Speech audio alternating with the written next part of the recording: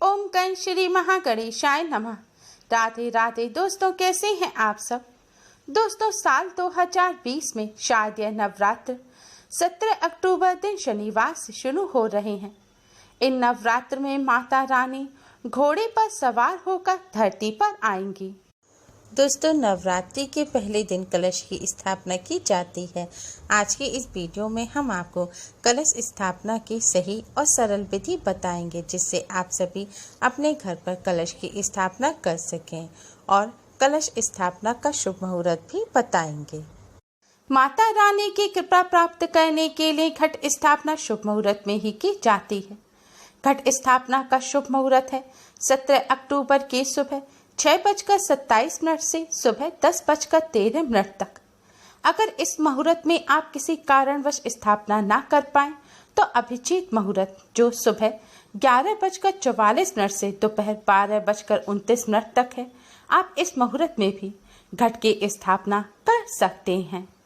ध्यान रखें, कलश स्थापना यानी कि घट की स्थापना नवरात्रि के पहले दिन और शुभ मुहूर्त में ही करें। नवरात्रि के आरंभ में प्रतिपदा तिथि को कलश घट स्थापना की जाती है। कलश को भगवान गणेश का रूप माना जाता है। हिंदू धर्म में हर पूजा से पहले गणेश जी की पूजा का विधान है, इसलिए नवरात्रि के शुभ पूजा से पहले कलश के रूप में गणेश जी को स्थापित किया जाता है। कलश स्थापना करने के लिए एक लकड़ी की चौकी, लाल कपड़ा, मिट्टी का पात्र, जौ, शुद्ध साफ की हुई मिट्टी, मौली या लाल सूत्र, साबुत सुपारी, कलश में रखने के लिए सिक्के, आम या अशोक के 5 पत्ते, कलश को ढकने के लिए मिट्टी का ढक्कन, शुद्ध जल, गंगा जल, सोना, चांदी, तांबा, पीतल या मिट्टी का कलश। याद रखें, स्टील के कलश का या स्टील के पात्र का इस्तेमाल ना करें। साबुत चावल, लाल चुनरी, फूलों की माला, भोग लगाने के लिए मीठा या फल, एक साबुत गांठ वाली हल्दी, एक पानी वाला जटा वाला नारियल, देसी घी का दीपक, धूप बत्ती, रोली और श्रृंगार का सामान। श्रृंगार के सामान में आप साड़ी, चूड़ी, बिंदी, अपनी इच्छानुसार जो भी आप श्रृंगार का सामान लाना चाहें वह ला सकते हैं। भविष्य पुराण के अनुसार नवरात्र में कलश स्थापना घट स्थापना करने की विधि। कलश स्थापना करने के लिए सबसे पहले पूजा स्थल को शुद्ध कर लेना चाहिए। फिर लकड़ी का पट्टा या चौकी बिछाएं, उस पर लाल रंग का कपड़ा बिछाएं। फिर थोड़े से साबुत चावल में हल्दी मिलाएं, चावलों को पीला कर लें। याद रखें, चावलों में पानी ना डालें, सूखे चावलों पर ही हल्दी डालें, और फिर थोड़े से चावल लेकर आप लकड़ी के पट्टे पर रख दें। चावल रखते समय भगवान श्री गणेश का स्मरण करें। मिट्टी का पात्र ऐसा लेना है जो समतल हो, जैसे आटा गूंदा जाता है, जो परात होती है इस तरह का, जिससे उसमें आसानी से जौ बोए जा सकें। और पात्र को इतना बड़ा लेना है कि आप जो कलश रख रहे हैं तो कलश को पात्र के बीचों बीच रखना है। कलश रखने के बाद पात्र में इधर उधर जगह बच जाए जौ बोने के लिए। अब जौ बोने वाले मिट्टी के पात्र में रोली से स्वास्तिक के चिन्ह बनाएं। चारों तरफ आपको स्वास्तिक बनाने हैं। फिर उस मिट्टी के पात्र को चावल के ऊपर चौकी पर रख दें।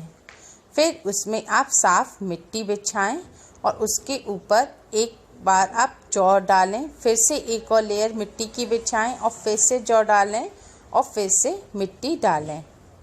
फिर आप मिट्टी जौ पर पानी का छिड़काव करें। फिर कलश लें, कलश में आप थोड़ा सा गंगा जल डालें। फिर कलश को शुद्ध जल से भर लें। फिर कलश के गले पर मौली यानी कि कलावा 3 बार लपेटें। 3 बार कलावा लपेटने के बाद उसमें 3 गांठ बांधें। फिर कलश पर रोली से स्वास्तिक यानी कि सतिया का चिन्ह बनाएं। फिर आप कलश में साबुत हल्दी, साबुत सुपारी और एक सिक्का डालें और थोड़े से चावल भी डालें। फिर 5 आम या अशोक के पत्ते लें, उन्हें साफ कर लें, पानी से धो लें। याद रखें, पत्ते कटे फटे या टूटे नहीं होने चाहिए। साबुत पत्ते लें और उन्हें कलश में लगा दें। कलश में पत्ते इस तरह से लगाना है कि जो डंडी हो पत्तों की वो कलश के अंदर जाए और पत्ते बाहर की तरफ रहें। फिर कलश पर आप ढक्कन लगा दें और ढक्कन में साबुत चावल भर दें। फिर आप कलश को मिट्टी के उस पात्र में जिसमें आपने जौ बोए हैं उसमें बीचों बीच कलश को स्थापित करें। फिर पानी वाला जटा वाला नारियल लें, उसे पानी से साफ कर लें।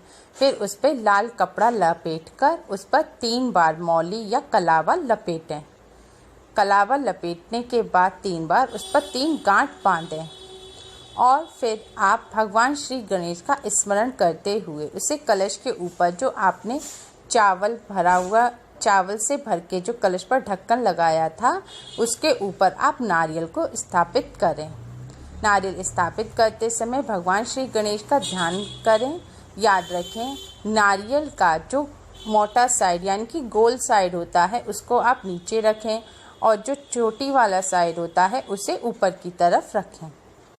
फिर आप भगवान श्री गणेश से, नवदुर्गा माँ से और सभी देवी देवताओं से, भगवान विष्णु जी लक्ष्मी मैया से, शंकर भगवान जी पार्वती मैया से, सब भगवान जी से आप हाथ जोड़कर प्रार्थना करें कि भगवान जी, हमने ये घट की स्थापना की है। 9 दिन तक गणेश जी, भगवान जी, नवदुर्गा माता के सहित सभी देवी देवता इस घट कलश में विराजमान रहें।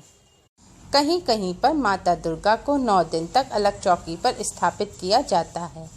वैसे तो घट को ही माँ दुर्गा का रूप माना जाता है।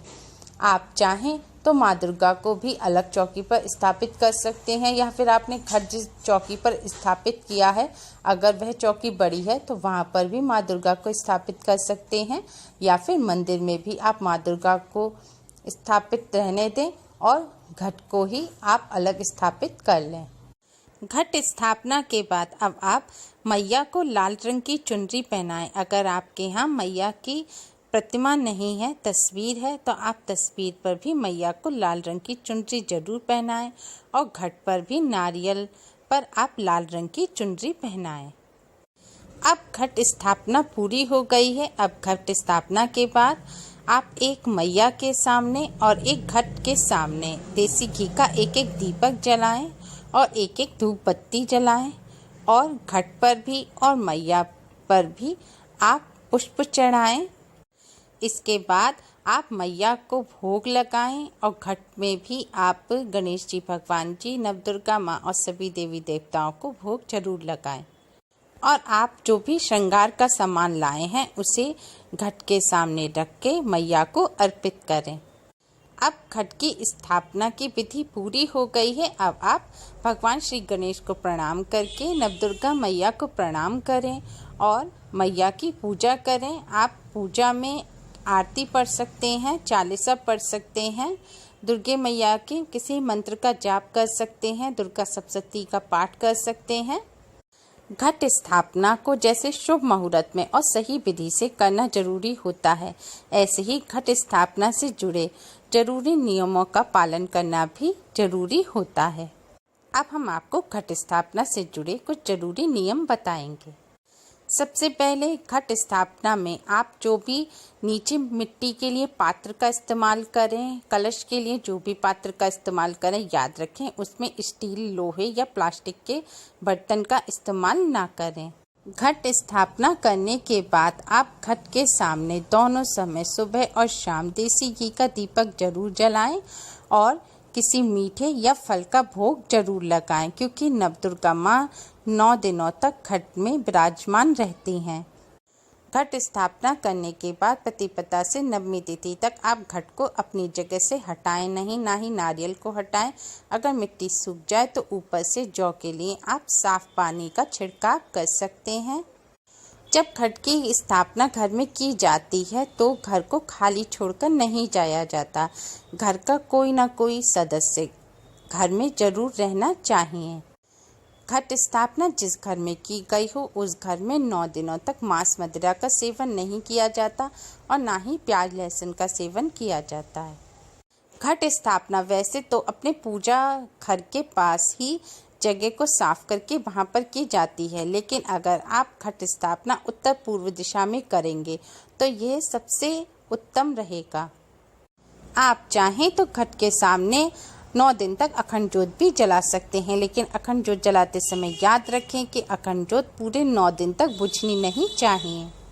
नवरात्रि में घट स्थापना करते समय इन नियमों का पालन जरूर करें। अगर आपको हमारी ये वीडियो पसंद आई हो तो लाइक करना ना भूलें और हमारी इस वीडियो को ज़्यादा से ज़्यादा शेयर करें, जिससे और लोग भी सरल विधि से सही तरह से अपने घर में घट की स्थापना कर सकें। और हमारी और भी वीडियोस के लिए हमारे चैनल केएसडी राधे कृष्णा श्रृंगार को सब्सक्राइब करना ना भूलें।